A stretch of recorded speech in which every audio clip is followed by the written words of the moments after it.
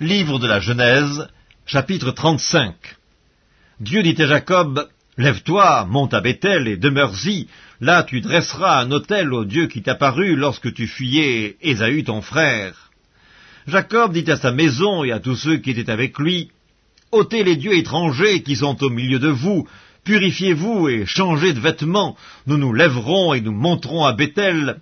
Là je dresserai un autel au Dieu qui m'a exaucé dans le jour de ma détresse, et qui a été avec moi pendant le voyage que j'ai fait. » Ils donnèrent à Jacob tous les dieux étrangers qui étaient entre leurs mains, et les anneaux qui étaient à leurs oreilles. Jacob les enfouit sous le térébinthe qui est près de Sichem. Ensuite, ils partirent. La terreur de Dieu se répandit sur les villes qui les entouraient, et l'on ne poursuivit point les fils de Jacob. Jacob arriva, lui et tous ceux qui étaient avec lui, à Luz, qui est Béthel, dans le pays de Canaan. Il bâtit là un autel, et il appela ce lieu El-Béthel, car c'est là que Dieu s'était révélé à lui lorsqu'il fuyait son frère. Déborah, nourrice de Rebecca, mourut, et elle fut enterrée au-dessous de Béthel, sous le chêne auquel on a donné le nom de chêne des pleurs. Dieu apparut encore à Jacob après son retour de Padan-Aram, et il le bénit. Dieu lui dit, « Ton nom est Jacob, tu ne seras plus appelé Jacob, mais ton nom sera Israël, » et il lui donna le nom d'Israël. Dieu lui dit, « Je suis le Dieu tout-puissant, sois fécond et multiplie. Une nation et une multitude de nations naîtront de toi, et des rois sortiront de tes reins.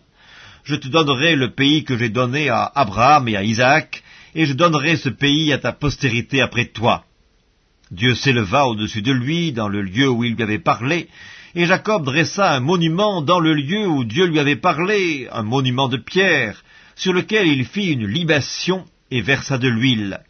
Jacob donna le nom de Béthel au lieu où Dieu lui avait parlé. Ils partirent de Béthel, et il y avait encore une certaine distance jusqu'à Ephrata lorsque Rachel accoucha. Elle eut un accouchement pénible, et pendant les douleurs de l'enfantement, la sage-femme lui dit, « Ne crains point, car tu as encore un fils. » Et comme elle allait rendre l'âme, car elle était mourante, elle lui donna le nom de Benoni, mais le père l'appela Benjamin.